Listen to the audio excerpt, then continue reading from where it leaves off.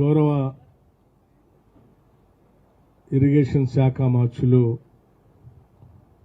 శ్రీ ఉత్తమ్ కుమార్ రెడ్డి గారికి, గౌరవ రెవెన్యూ శాఖ మార్చులు శ్రీ పొంగులేటి శ్రీనివాస్ రెడ్డి గారికి, గౌరవ పార్లమెంటు సభ్యులు రామసహాయం రఘురామరెడ్డి గారికి, గౌరవ స్థానిక శాసనసభ్యురాలు డాక్టర్ రాగమయ్య గారికి, ఇంకా గౌరవ ఇతర ప్రజాప్రతినిధులు, పాత్రికేయ మిత్రులు, జిల్లా అధికార యంత్రాంగం, ఇరిగేషన్ సంబంధించినటువంటి అధికారులు, ఈఎన్సీ మొదలుగు ఈ ప్రాజెక్టు సిఈ గారితో సహా అందరికీ నేను హృదయపూర్వకమైనటువంటి నమస్కారాలు. ముందుగా ఈ సీతారామ ప్రాజెక్ట్ని ఇక్కడికి వచ్చి ప్రాజెక్ట్ సైట్లోనే రివ్యూ చేసి ఈ ప్రాజెక్ట్ని త్వరితగతిన పూర్తి చేసి ఉమ్మడి ఖమ్మం జిల్లా ప్రజానికానికి నీళ్లు ఇవ్వాలనేటువంటి ఆలోచనతో ఇక్కడ వచ్చేసినటువంటి ఇరిగేషన్ శాఖ మార్చులకి ఉమ్మడి ఖమ్మం జిల్లా ప్రజల తరఫు నుంచి వారికి హృదయపూర్వకమైనటువంటి ధన్యవాదాలు, కృతజ్ఞతలు తెలియజేస్తా ఉన్నాను. అట్లాగే గత టీఆర్ఎస్ ప్రభుత్వ హయాంలో ఇరిగేషన్ సంబంధించినటువంటి అనేక ప్రాజెక్టులు ఏ రకంగా రీడిజైన్ చేసి అంచనాలు పెంచి ఇరిగేషన్ ప్రాజెక్ట్స్ పైన జరిగిన దోపిడీ గురించి, లూటీ గురించి కూడా చాలా స్పష్టంగా ఉత్తమ్ కుమార్ రెడ్డి గారు మనందరికీ వివరించారు. చివరికి ఈ ప్రాజెక్ట్ కూడా ఆ రోజుల్లో నేను కూడా ఇందిరా సాగర్ ప్రాజెక్ట్ ఇక్కడ ఫౌండేషన్ స్టోన్ వేయడానికి వచ్చినప్పుడు రుద్రంకోట దగ్గర ఆనాటి ముఖ్యమంత్రి డాక్టర్ వైఎస్ రాజశేఖర రెడ్డి గారు, అట్లాగే స్థానికంగా ఉన్నటువంటి అనేక మంది ప్రజాప్రతినిధులు పాల్గొన్నాం. దీనిపైన రాజీవ్ సాగర్ దుమ్మగూడెం ప్రాజెక్టు రెండింటికి సంబంధించి కూడా మొత్తం 4 లక్షల ఎకరాలకు ఇచ్చేటువంటి ఈ ప్రాజెక్టు నిధులు ఖర్చు పెట్టి పనులు పూర్తయి దాదాపు 60%, ఇంకా కేవలం ఒక 1,500 కోట్లు 1,500 కోట్ల రూపాయలతో 2 ప్రాజెక్టులని 4 లక్షల ఎకరాలకి నీళ్ళు ఇచ్చేటువంటి ప్రాజెక్టులని ఈపీసీ సిస్టమ్ ద్వారా, అంటే పెరిగినా తగ్గినా ప్రభుత్వానికి సంబంధం లేకుండానే బ్యాలెన్స్ ఉన్న 1,500 కోట్ల రూపాయలు ఖర్చు పెడితే 4 లక్షల ఎకరాలకి ఇప్పటికీ నీళ్లు పారాయి. ఇటు ఇందిరా సాగర్ నుంచి, అటు రాజీవ్ సాగర్ నుంచి. దురదృష్టం ఎందుకో ఆనాటి టీఆర్ఎస్ నాయకత్వం కేవలం ఒక్క గోదావరి ప్రాజెక్టు మీదనే, అక్కడ కాళేశ్వరం పేరు మీద, ఇక్కడ ఈ రెండింటిని రీడిజైన్ చేసి సీతారామ ప్రాజెక్ట్ అనే పేరు మీద దాదాపు 24,000 కోట్లు పెంచారు, ఇంక్లూడింగ్ సీతమ్మ సాగర్ బ్యారేజ్. అంటే ఆ బ్యారేజ్ కంప్లీట్ చేయకపోతే దీనికి వాటర్ కూడా లిఫ్ట్ చేయడానికి సరిపో part of this barrage project. అయినప్పటికీ కూడా మేము పదే ఆనాడు ఉత్తమ్ కుమార్ రెడ్డి గారు రాష్ట్ర కాంగ్రెస్ కమిటీ అధ్యక్షుడిగా, నేను క్యాంపెయిన్ కమిటీ చైర్మన్గా,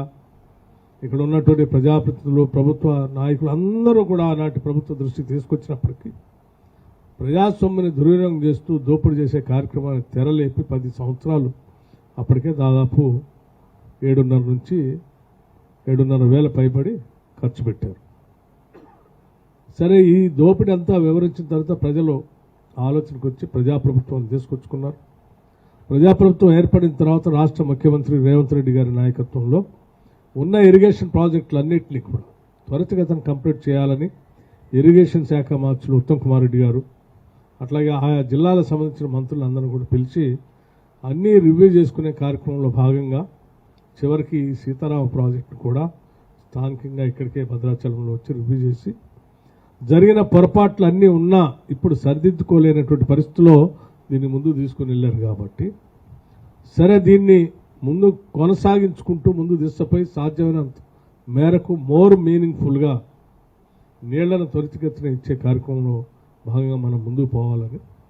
అప్పటికప్పుడు ఒక నిర్ణయం తీసుకొని రాజీవ్ కెనాల్ అని ఒక లింక్ కెనాల్ కూడా అప్పటికే 100 కోట్ల రూపాయలతో శాంక్షన్ చేసి దాన్ని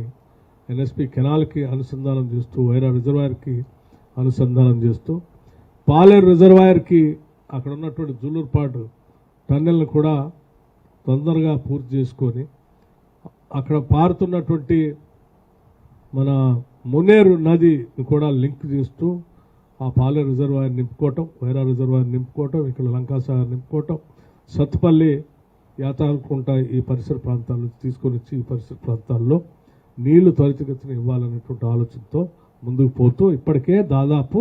ఈ ప్రభుత్వం ఈ ప్రాజెక్టు మీద 1000 కోట్ల రూపాయలని బిల్లు రిలీజ్ చేయడం జరిగింది. ఆ 1000 కోట్ల బిల్లు రిలీజ్ చేసిన తర్వాతనే పనులు స్పీడ్గా జరుగుతూ ఉన్నాయి. ఇప్పుడు ఈ రివ్యూ చేసినటువంటి కార్యక్రమంలో భాగంగా కూడా వీరు కానీ లేకపోతే ఇక్కడ ఉన్నటువంటి రెవెన్యూ మినిస్టర్ గారు కానీ స్థానిక శాసనసభ్యురాలు కానీ లేకపోతే వ్యవసాయ శాఖ మంత్రి తుమ్మల నాగేశ్వరరావు గారు కానీ వీళ్ళందరూ ఇరిగేషన్ మంత్రి గారితో మాట్లాడిన తర్వాత ఇరిగేషన్ మంత్రి గారు ముఖ్యమంత్రి రేవంత్ రెడ్డి గారు కూర్చొని రాష్ట్ర వ్యాప్తంగా ఉన్నటువంటి ఇరిగేషన్ ప్రాజెక్టులన్నింటినీ ఎంత వీలైనంత తొందరగా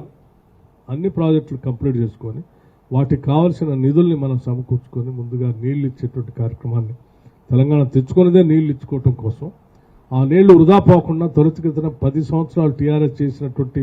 తప్పిదాలను చేయకుండా మనం ముందుకు పోవాలనేటువంటి ఆలోచనతోనే వాళ్ళ స్పీడ్గా కేవలం హైదరాబాద్లోని కాదు ప్రాజెక్టు దగ్గర కూడా వచ్చి రివ్యూ చేసి డైరెక్షన్ ఇచ్చి పెండింగ్ ఏమైనా ఉంటే ఆ నిధులు కూడా క్లియర్ చేసుకుంటూ ముందుకు పోయే కార్యక్రమంలో భాగంగానే ఈరోజు ఇక్కడికి వచ్చాం. ఈ రివ్యూలో భాగంగా మంత్రి గారు అట్లాగే ఇంజనీరింగ్ శాఖకు సంబంధించినటువంటి వాళ్ళు ల్యాండ్ ఎక్విజిషన్ సంబంధించినటువంటి నిధులు దాదాపు 135 కోట్ల రూపాయలు అవసరం ఉన్నాయని చెప్పారు. ఇప్పటికే ఏమన్నా టోకెన్స్ రేజ్ చేసి పంపించుంటే అర్జెంటుగా నేను ఇక్కడ ఉన్నటువంటి 2 కలెక్టర్లు ఖమ్మం, కొత్తగూడెం 2 కలెక్టర్లు కూడా ప్రభుత్వ పరంగానే వారికి చెప్తా ఉన్నాం స్పష్టంగా. ఈ ఇరిగేషన్ ప్రాజెక్ట్స్ సంబంధించి ఎక్కడ ల్యాండ్ ఎక్విజిషన్ అవసరమైనా వెంటనే మీరు దానికి సంబంధించిన ల్యాండ్ అక్విజిషన్ తీసుకోవటమే కాకుండా ఆ టోకెన్స్ రైజ్ చేసి బిల్స్ మీరు ఇమీడియట్గా పంపించిన పక్షంలో త్వరితగతిన వెంటనే క్లియర్ చేస్తామని కూడా ఈ సందర్భంగా మీ అందరికీ తెలియజేస్తా ఉన్నాం. అట్లాగే వర్క్స్ బిల్స్ గురించి కూడా త్వరితగతిన స్పీడ్గా మంత్రి గారు కంటిన్యూస్గా రివ్యూ చేస్తూ ఉన్నారు. ఏ కాంట్రాక్టర్ అయితే ఏజెన్సీ అయితే స్పీడ్గా పనిచేస్తారో ఆ ఏజెన్సీ వాళ్ళని ప్రోత్సహించడమే కాకుండా త్వరితగతిన వాళ్ళకు కూడా బిల్లులు ఇప్పించి ఈ ప్రాజెక్ట్ని తొందరగా కంప్లీట్ చేయించి నీళ్లు బారిచ్చే కార్యక్రమంలో ఈ ప్రజాప్రభుత్వం ఇందిరా ప్రభుత్వం ముందుకు పోతుందని మీ అందరికీ సవినయంగా మనవి చేస్తూ వచ్చినటువంటి మీ అందరికీ హృదయపూర్వకమైనటువంటి ధన్యవాదాలు తెలియజేస్తూ